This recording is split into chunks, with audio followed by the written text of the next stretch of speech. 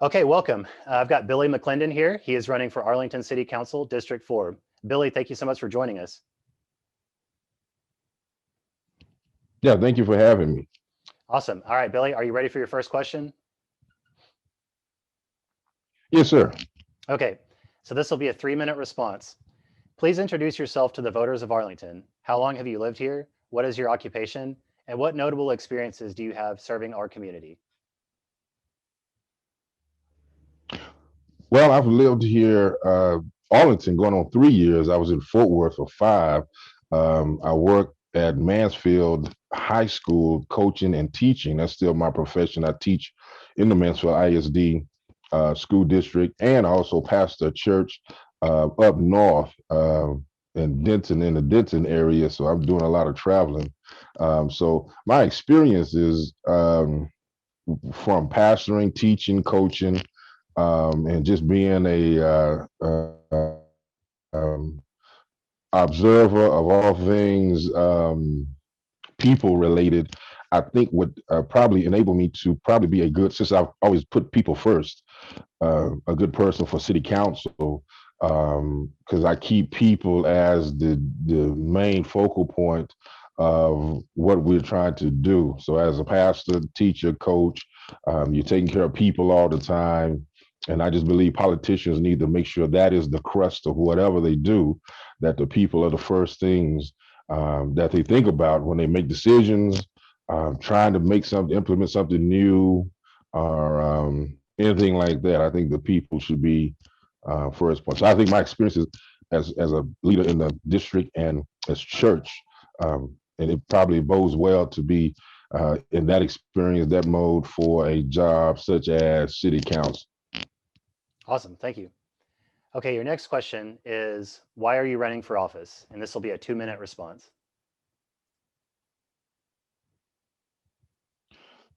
Well, I'm running first two things, maybe three. I wanted to see how the political wheel works, the machinations of the inside the political game. I never ran for a public office, so I wanted to do that, and so to speak, get my feet wet, so to speak. So I wanted to do that, and also Arlington. I like Arlington. I'm from Austin. I meant to say that earlier. I'm from Austin, Texas. So Austin believe keep Austin weird, but I think Arlington is a town reminiscent of Austin with a college atmosphere growing. I think Austin wasn't ready for the growth spurt it had because it was trying to keep it UT based. But I think Arlington, that same mix with UTA and then all the other things, the pro teams and all that, people moving in, businesses moving in. So I think Arlington is an exciting time period right now, and it has a chance to get even better.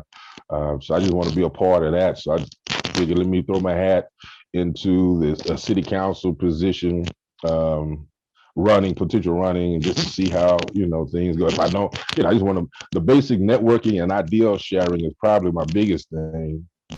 But I would like to win too. So you know. All right, thank you. Okay, your next question. What are your top 3 priorities for stimulating small business activity and entrepreneurship in Arlington? And this will be 2-minute response. Okay. Well, I noticed the meetings from the last couple of city council meetings. They are doing some contract. One thing is city contracts. Um, I would like to see we could. I don't know how to distribute it, what the process is, but maybe seeing how that is diversified amongst several kinds of. If it's used for minority businesses, can offer bids or whatnot. That's one area. And the zoning permit, the building. I noticed they had rezoned some areas for multi-housing, and I was curious to see what that, because if you get a lot of businesses with minorities, you help them grow them as far as offering them some contract money. And so you stimulating some entrepreneurship with somebody who may be a smaller business and helping them get involved with city processes. And other things, I think Arlington does a great job of selling itself. We have sports teams. Like I said, we're growing. It's a growing city, and just trying to make sure we diversify. Don't leave out the little man. which is a song around a lot of cities around the country. Sometimes the minorities get left out, and just making sure everybody has a shot for a bid or so on, shot to build, shot to get loans from banks, and all that stuff. Just to make sure it's equitable playing field on the economic side. And I think Arlington has a great shot of growing and getting bigger than what it is now. Thank you. Okay, your next question. Do you feel the current development impact fee schedule, certificate of occupancy procedures, or permitting processes should be modified? And if so, in what ways? And this will be 2 minutes. Well, in my limited, I read up on some of that, and I think, and this may piggyback off my last answer too, but the zoning processes, I guess we have to look at the zoning processes to see what can be done differently. I know the short-term rental area, I know that was a big conflict in previous city councils and discussion where they were going to build hotels in some areas and rezone residential areas. And I don't think a lot of residencies wanted to have that in. So I think looking at the process, with me, my limited knowledge on looking at what was recent, just looking at the process and seeing what can be done fairly without upsetting the balance we have in certain areas, certain zones, I think it'd be one way to deal with maybe rezoning and offering some kind of incentives, I guess, to make sure everybody has a chance to, if they want to get multi-housing units and all that, keep those zone areas as fairly occupied as possible without hurting the businesses. I know hotels want to build, like I said, I mentioned earlier about zoning for residences with minority people. Everybody wants to get the chance to get a piece of the pie, but I think it can be done in a decent and orderly fashion so everybody can win. So again, my limited experience with that, me gaining knowledge in the last month or so, I just seem to think we can probably look at that and readjust some things just to make sure everybody is a winner. Thank you. Okay, next question. What should the city do differently, if anything, to address problems with neglected multifamily housing structures? This will be 2 minutes. Well, depending on what part of town, and that's one aspect I may piggyback off my last answer. Sometimes I saw a museum being built. I don't know, the Heroes Museum, and I think money is being put aside for that. I think we need to probably take care. My thing would be take care of degraded, maybe denigrated going down, and build those areas up before we start building new things. I don't know the city philosophies or processes that goes on into that, but we need to take care of those areas which maybe have some outdated infrastructure and build that up. And infrastructure keyword has been a big word since we had that.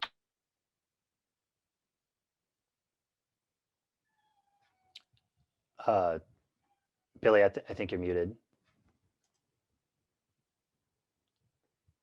There we go. Yeah, before we build something else, Keith. So I'd rather do that. Yeah, I pause the timer. You were muted there for a second. Do you want to right? Want to finish your point there? Oh no. Yeah, I was good. Good. Okay, great. Thank you. Okay, next question. Let's see. What sort of policies might you pursue, if any, to promote social justice, equity, and inclusion in our community? And this will be 2 minutes as well.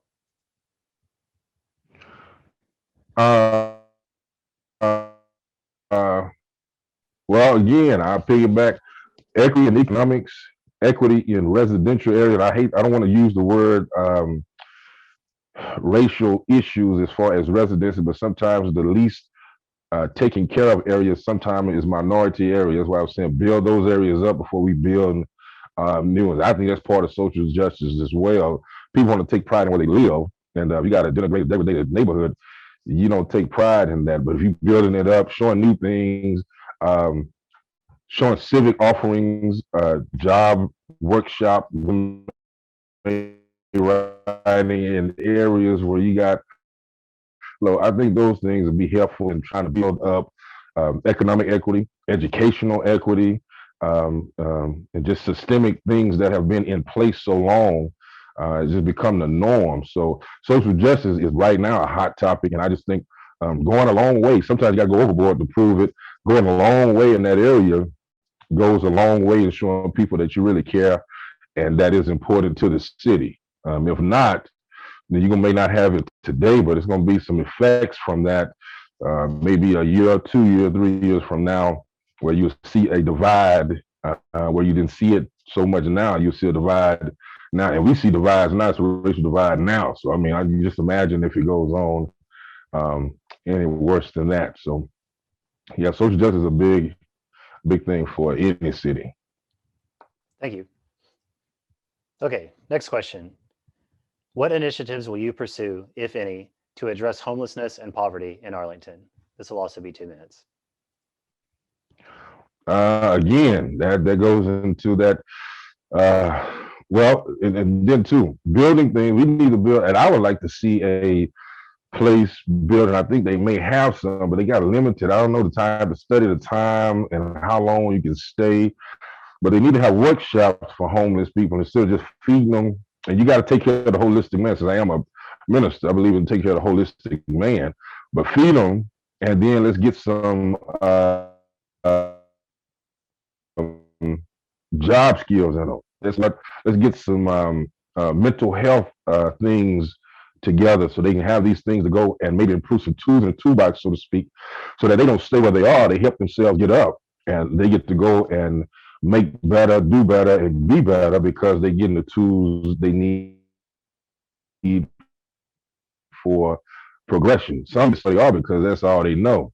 And I think the city can go a long way providing a place to live. Let's get them off the street, feed them a good shower, place to get some rest, and then let's get to the root of the problem, and that may be job skills again. And then let's get some mental health services going with them. If they want to move forward, they get a chance to move forward.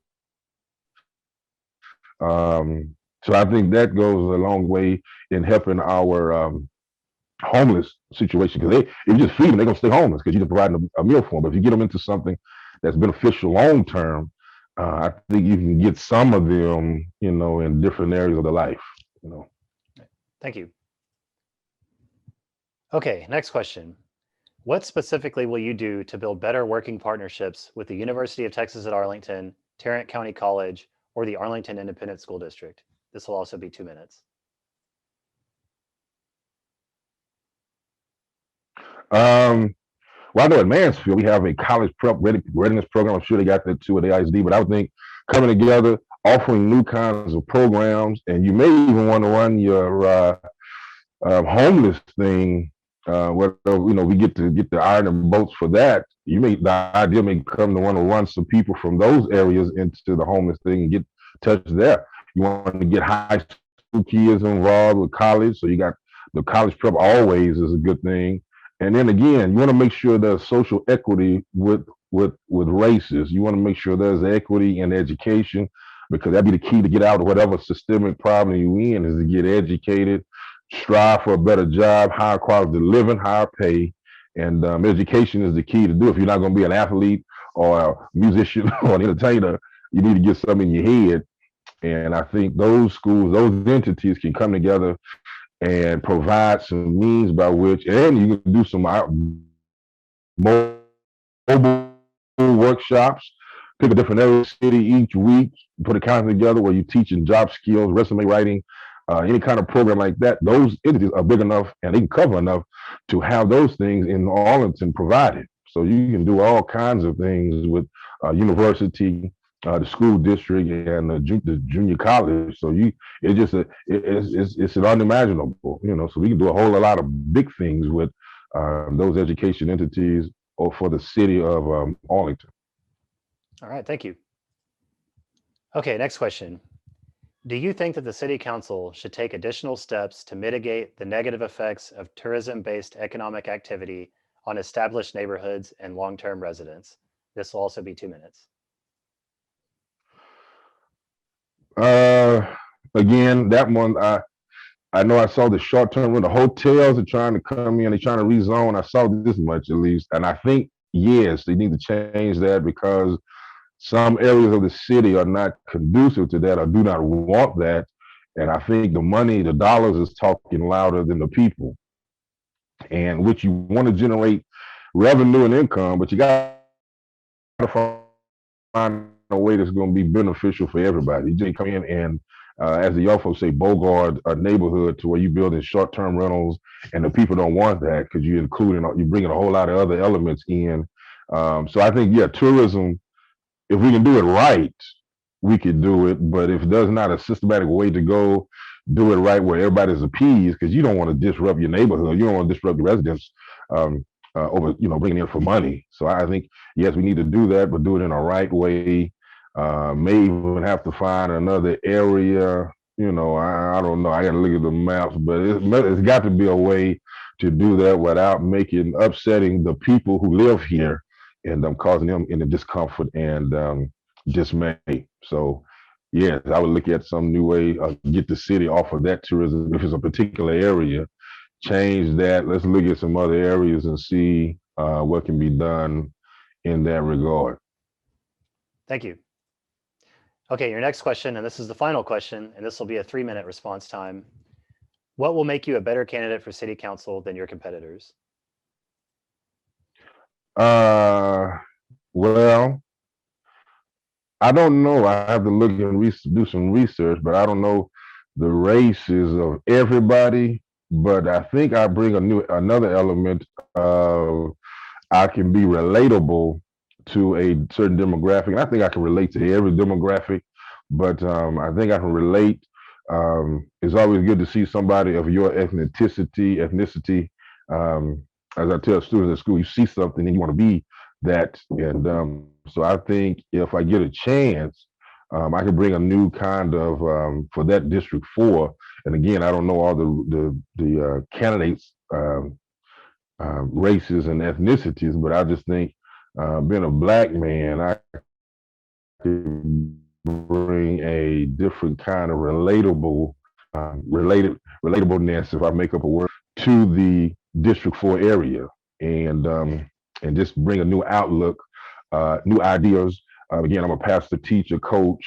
I'm still teaching. I'm not coaching as much other than my son's summer basketball, but I've been coached for 20 years. Bring a new outlook to a new idea, and hopefully people can get behind that, guys, get behind that, and win. Like I said, I want to win, but I just like the fact of sharing and networking and ideas, getting new ideas, putting my ideas out there too. Because again, I need to go learn more about the city government, the insider aspects, the political wheels that turn. Get all of that and see how that works. And I think as I learn more, I think I can become better and more knowledgeable in that capacity for city council. Who knows? Sky the limit. I won't be a superstar, but we may be able to go do something. Go get some people, some ideas, and say, I like that guy. You got some new ideas, fresh ideas. So who knows? But I just think if I learn more, I need to read because you brought some issues. I've been reading those issues. I need to get those more ingrained in my mind and see exactly what the city has been doing. I've been trying to go over to the meetings and look at the city council meeting, read the agenda, the notes, and see where they are. And I think once I get that, I'll be all right. I'm a smart fella, so I think I can learn and do it on the job. All right. Thank you very much, Billy. Billy, we really appreciate you spending your time with us, and best of luck on your campaign. Thank you, man. Thank you for having me. Sure.